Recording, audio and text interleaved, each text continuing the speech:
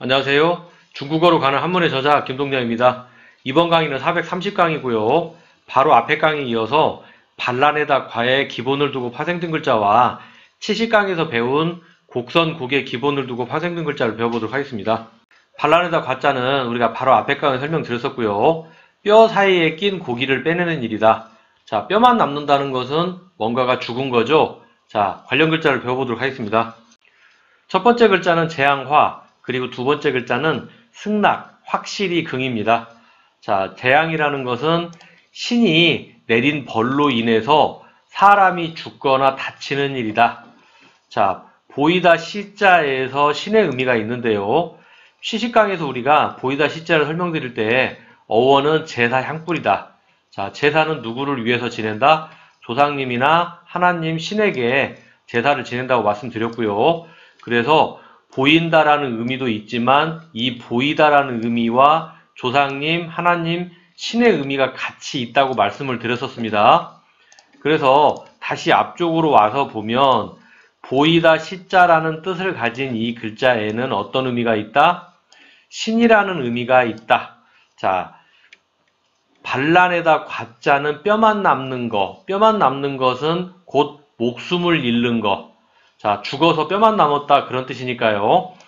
그래서 보이다 시자와 반란에다 과가 합쳐져서 재앙이라는 의미를 갖게 됩니다. 그리고 음은 과자와 비슷한, 반란에다 과와 비슷한 화입니다. 그리고 이 글자에는 간체자가 있는데요. 간체자는 이런 모양으로 바뀝니다. 간체자는 중국 사람들이 편하게 쓰기 위해서 만든 글자라고 말씀드렸고요. 이 위에 부분을 이렇게 하고 그 다음에 아랫부분을 이렇게 가져온 것처럼 보여집니다. 자, 그리고 안쪽에다가 이렇게 했죠. 그리고 생활 속에서 우리가 들어볼 수 있는 단어로는 어떤 행위가 화근이 되어서 지금의 이런 일이 생기었다. 우리가 이런 말을 쓸 수 있고요. 그 다음에 승낙, 확실히 긍자가 있는데요. 여기에서 보면 위쪽에 멈추다 지자가 있습니다. 하지만 이 멈추다 지자는 반란에다 과의 변형자입니다. 지금은 멈추다 지로 되어 있지만 이 반란에다 과자를 유심히 보시면, 자, 일단 반란에다 과를 한번 써보도록 하겠습니다. 반란에다 과를 이렇게 생겼는데 여기에 간단히 안쪽의 모양을 보면, 자, 이 부분만 이렇게 가져오면 여기에 멈추다 지자와 유사하다는 걸 알 수 있죠. 나머지 부분이 생략된 형태이고요. 달월자는 살의 의미가 있습니다. 합쳐보면, 이 글자를 합쳐보면 뼈와 살을 두 가지를 동시에 얘기하는 건데요. 뼈와 살은 항상 같이 움직이죠. 그러니까 확실하다는 겁니다. 두 개는 항상 확실히 같이 움직이지 따로 움직이는 경우가 없습니다. 그래서 둘이는 항상 똑같은 생각, 똑같은 움직임을 가지니까 확실하다. 그 다음에 뼈가 간다고 할 때 살이 따라오기 때문에 승낙한다라는 의미로도 사용을 하는 것입니다. 그래서 승낙, 그 다음에 확실이라는 의미가 같이 왔고요. 그리고 음은 긍. 우리가 생활 속에서 들어볼 수 있는 단어는 긍정, 긍정의 힘. 자, 수긍. 그 사람이 내 얘기를 듣고 수긍했다. 자, 그래서 여기서 우리가 재앙화, 승낙, 확실히 긍을 배웠습니다. 자, 다음 글자는 곡선곡입니다. 곡선곡은 우리가 70강에서 배웠는데요. 말미암다 유자와도 굉장히 유사하다고 그때 말씀을 드렸었습니다. 안쪽에 선이 하나를 그으면 말미암다요. 선을 두 개 그으면 곡선곡이다. 어원은 구부러진 직각자다. 그렇지만 제가 그림은 대나무로 짠 바구니로 가져왔다. 이게 붙으면 구불구불 곡선의 의미가 있다. 관련 글자를 배워보도록 하겠습니다. 첫 번째 글자는 풍요하다 풍, 그리고 두 번째 글자는 예절예입니다. 풍요하다. 풍요하다는 거는 농사로 치면 풍년, 농사가 잘 되었다. 여기에 보면 아래쪽에 콩 두 자가 있는데요. 여기에서는 콩의 의미가 아니라 그릇을 의미하는 겁니다. 그릇 위에 올라가 있는 곡식을 얘기하는 겁니다. 그래서 여기 아래쪽에 콩 두 자와 그 다음에 그 콩 두 자와 그 그릇에 담겨 있는 뭐다? 풍성한 음식이다. 자, 가득한 음식이다.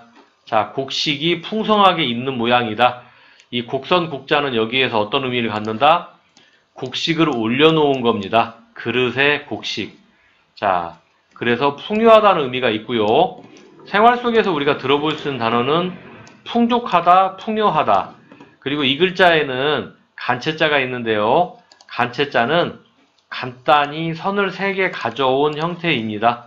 자, 선 하나, 자, 둘, 자, 3개를 가져온 형태입니다. 그리고 이 3개를 관통하는, 위에서 아래로 관통하는 선 하나로 됩니다. 자, 그리고 아래쪽에는 예절예인데요. 예절예, 예절이라는 거, 조상님 앞에 음식을 가득 차려놓고 예의를 갖춘다. 방금 전에 우리가 풍요하다 풍자를 배웠었습니다. 그러니까 여기 앞쪽에 그 모양을 따서 그대로 여기에서 풍요하다 풍자가 음이 세월이 지나면서 레가 되었다. 자, 일단 음에 대한 것은 설명이 되었고요. 자, 예절을 누구한테 차린다? 조상님한테 차린다. 그러니까 여기에 보면 보이다시 신조상님 하나님을 의미하는 보이다 시자에서 예절이라는 의미가 온 것입니다. 그리고 간체자는 중국어의 간체자는 제가 앞에서 말씀드렸다시피 가장 간단한 형태를 가져온다고 말씀드렸습니다. 여기에서도 가장 간단한 형태를 채택을 하였습니다. 자, 이렇게 가장 간단한 형태로 바꾸었고 보이다 시자의 다른 형태를 여기서 가져오고 이렇게 만들었습니다. 그래서 우리가 생활 속에서 볼 수 있는 단어는 예절, 예의 이런 단어가 있습니다. 자, 그래서 여기서 우리가 풍요하다 풍, 예절, 예를 배웠습니다. 자, 다음 글자는 몸체입니다. 자, 몸체자는 뼈 골자와 풍요하다 풍자의 합자인데요. 뼈 골자는 우리가 77강에서 배운 적이 있고요. 여기에 보면 뼈와 살을 의미하는 것의 합자라고 말씀을 드렸었습니다. 여기에 보면 뼈 반란에다 과자가 나오고요. 아래쪽에는 살이다. 뼈 반란에다 과자와 달월자. 자, 살을 의미하는 달월자가 포개어져서 만들어진 글자다. 그리고 우리 몸에 뼈를 얘기하는 것이다. 자, 여기에서 보면 그래서 뼈는 곧 여기에서는 우리 몸을 의미하는 글자로 해석을 합니다. 자, 풍요하다 풍자가 세월이 지나면서 음이 무엇으로 바뀌었다? 풍자는 비슷하진 않지만 채자로 바뀌었다. 그리고 이것의 간채자는 왼쪽이나 오른쪽이나 아무것도 똑같지 않지만 258강에서 배웠던 근본본자를 사용하였습니다. 258강에서 우리가 근본본 배웠었는데요. 자, 나무 목자와 땅을 의미하는 부분에 획순 하나를 그어서 나무가 서 있기 위해서는 기본적으로 땅이 필요하다는 의미입니다. 이렇게 생긴 게 땅입니다. 자, 그래서 앞쪽으로 와서 보면 몸을 이루는 근본은 뭐다? 뼈다. 아마 이런 의미에서 중국 사람들이 간체 모양의 이 근본본자를 가져온 것이 아닌지 생각이 듭니다. 왼쪽에 보면 사람인, 그러니까 사람의 근본을 이루는 건 뭐다? 뼈다. 이런 의미로 해석을 한 것으로 생각이 됩니다. 그래서 몸체다. 그래서 우리가 생활 속에서 볼 수 있는 단어는 체육 또는 체험학습 이런 단어가 있습니다. 그래서 우리가 몸체를 배웠습니다. 그래서 우리가 430강에서 반란에다 과와 곡선, 곡의 기본을 두고 파생된 글자를 배웠습니다. 이번 강의는 여기서 마치도록 하겠습니다. 다음 강의 뵙도록 하겠습니다. 감사합니다.